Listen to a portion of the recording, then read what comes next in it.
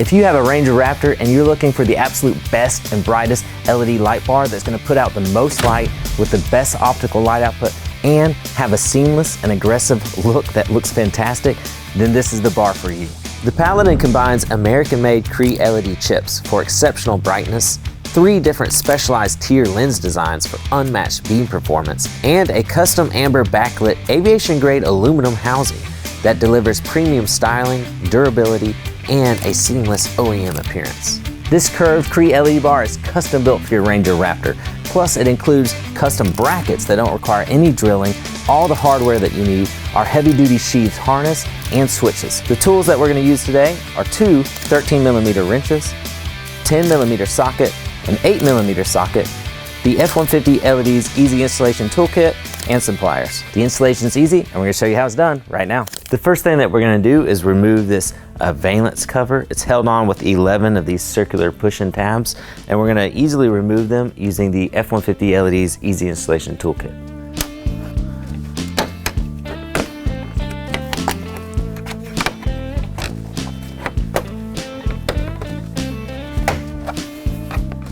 Now that we've got our clips removed, we'll be able to pull away from the truck on this valence and then set it off to the side.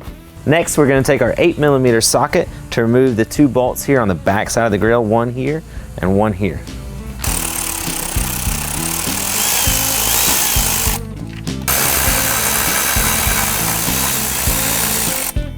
The next thing we need to do is remove this lower trim piece because behind it there are 2 bolts holding on to this grill. So to remove this, what we did, we took this metal pry tool from the F150LEDs Installation Toolkit. We just wrapped it in some electrical tape just so it won't scratch anything. But we did need this metal tool because you need some adequate force to apply pressure out on this trim piece. So we're just gonna press our trim tool here inside between the headlight and this trim, and then we're going to pry directly out. Just like so. And now that that compression tab is released, now we can work our way down this trim.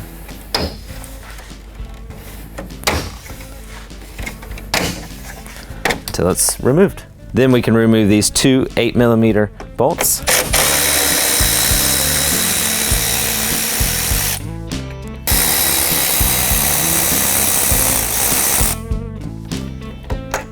Now the only thing holding our grill in place are some compression tabs.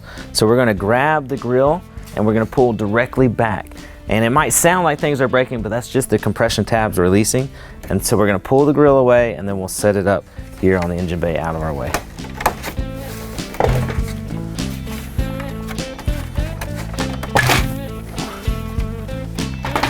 Now we're ready to install our custom bracket utilizing this 10mm bolt. So there is a driver and passenger side, and you're going to want to make sure that your wing here is toward the outside of the truck. So this is the driver side bracket. And so we're going to go ahead and remove this 10mm bolt.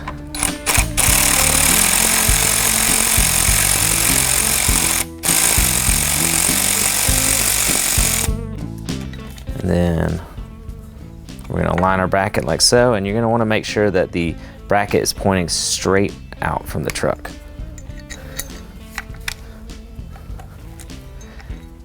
If you're using a power tool like this for the install, just be sure that you do not over tighten. You want to make sure that this bracket is going to be snug and firm, but you don't want to over tighten the threads.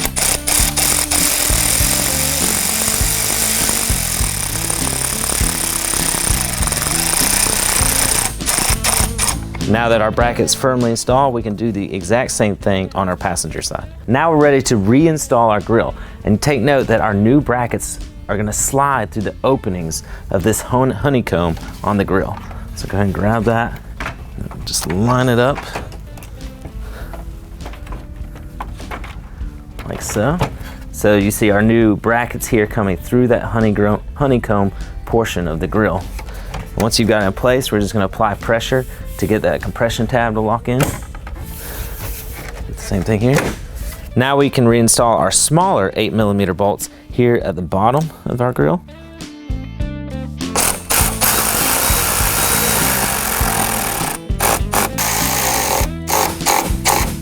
We do the same thing here with our larger 8mm bolts, but here at the top.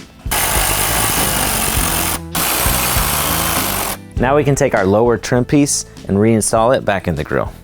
So I'm just going to start from one side and work my way down. Oops. Okay guys, so now we're ready to mount our brackets to the bar itself. So these are the brackets that will attach to the custom brackets that we just installed on the truck. First, we want to take our mounting bolt and we're going to drop it into this long adjustable channel. And then we're going to line up our side channels on the side of our bar and utilize these smaller bolts with the Allen head. Make sure to include or utilize the included washer and lock washer. So we're going to line up here on our side. And we're just going to want to get this hand tied about 90%. Once we get the bar mounted to the truck, we want to have some adjustability to make sure the bar is angled, positioned how we want it. Then we'll go 100%. Okay. And then we'll do the exact same thing here for our other side. We'll take this long channel, drop our bolt in, and line it up here on the side.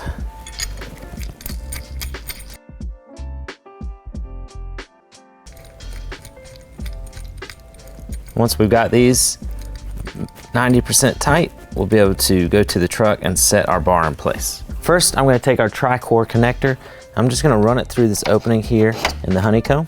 I'm going to feed my wire in and we will grab it in just a second and pull it up through the grill. Okay, now I'm going to set our bar on our new brackets. So I'm going to drop where we have our bolts right through our custom bracket, just like that. And I'm going to line it up on this side. Now we can tighten the bar to the bracket using the lock washer and the nut. We just want to get it hand tight for now, just to make sure the bar doesn't fall off the truck.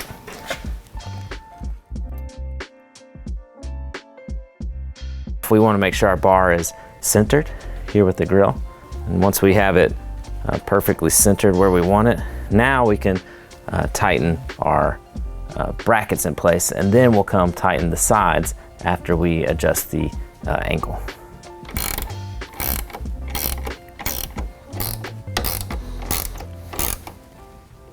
Now we can adjust the bar's position. So our brackets allow you to bring the bar forward or back closer to the grill and alter the angle. So depending on if you've got your truck lifted or whatever the case may be, you might want to adjust the beam angle. But I'm going to go all the way back for this installation and straight forward without an angle.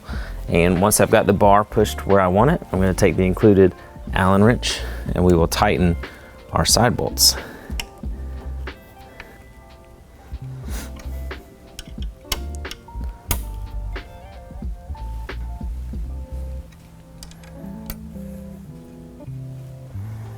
Okay, now that we've got our bar mounted, I want to feed our harness connector here up through the grill, and I want it to come out here.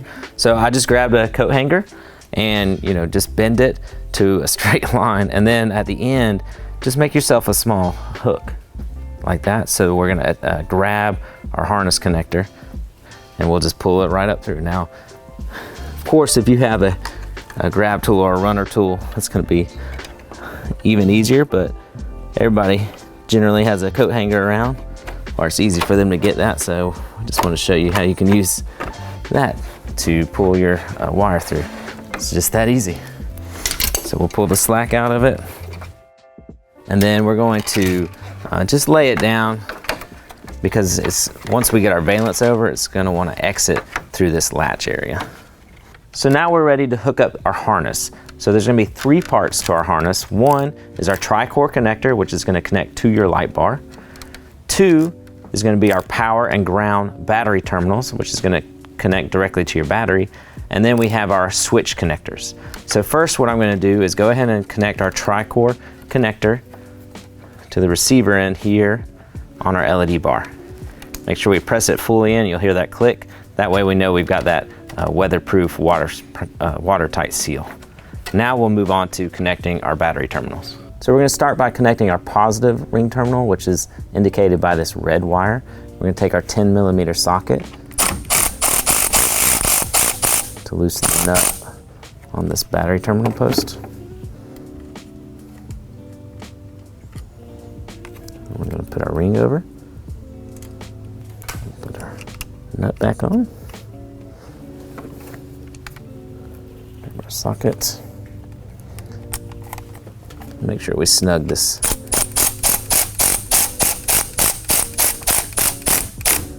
Then we can repeat the exact same thing for our ground terminal on the other side of the battery.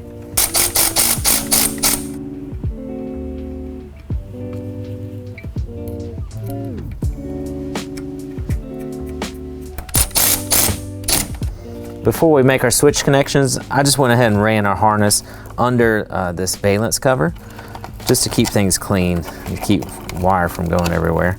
So I'm just going to use one of the included zip ties and tie this bundle up. That way, once we put this cover back on, you won't see this wiring. Leave some room here for your switch connectors. Then we can put our cover on. We'll be good to go. Okay guys, so now we're on to the last step of our harness hookup, which is connecting our switches.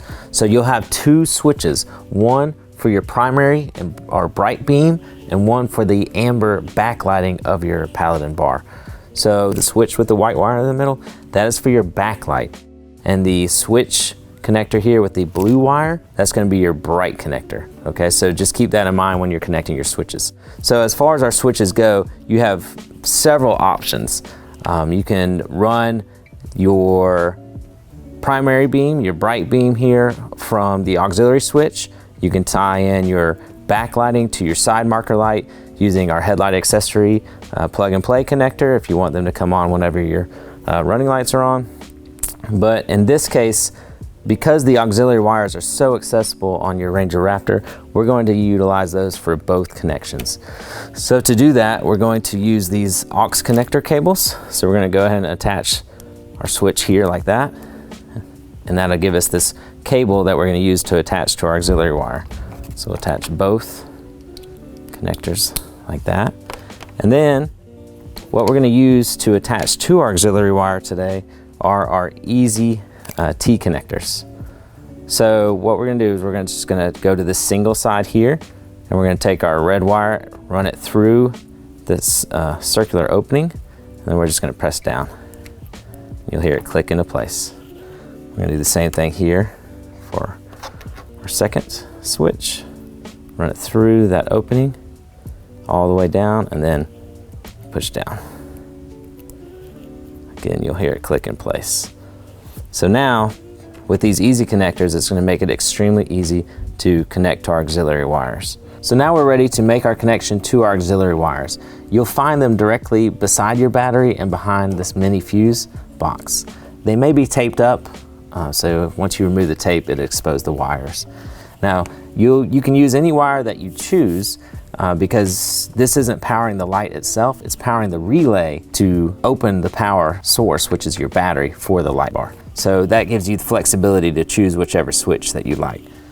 So we're going to be utilizing this purple wire here with the green tracer. So once I get it hooked on, I'm going to grab some pliers and it clicks in place. And now we'll do the same thing here. For this, we're going to utilize the blue wire with the orange tracer. Just like we did. Try to do this where you can see it on the camera.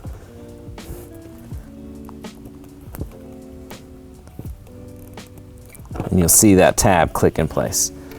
So now we're connected to our auxiliary switches. We can tie up any loose extra wiring and we'll be on our way. All right guys, now we can put our valence cover back on, hide our harness bundle underneath,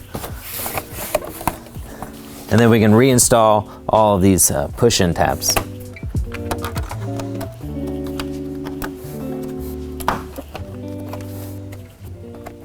All right, guys, that's all there is to installing our CREE Mark II Paladin 42-inch bar here on your Ranger Raptor. It looks incredible. We absolutely guarantee you are gonna love this thing. It's gonna make you and your family safer. It's gonna improve your driving performance and visibility performance. Plus, it looks fantastic. It's an outstanding upgrade for your Ranger Raptor. You can check it out right now at F150LEDs.com, where you'll find all of our custom-built LED lighting products made specifically for your Ranger Raptor. Be sure to subscribe to our YouTube below and follow us on Instagram and Facebook at F150LEDs so you don't miss out on any of the latest and greatest products that we roll out for your Ranger Raptor. We truly appreciate your support. We love serving you and we can't wait to see you soon at F150LEDs.com. Thanks, guys.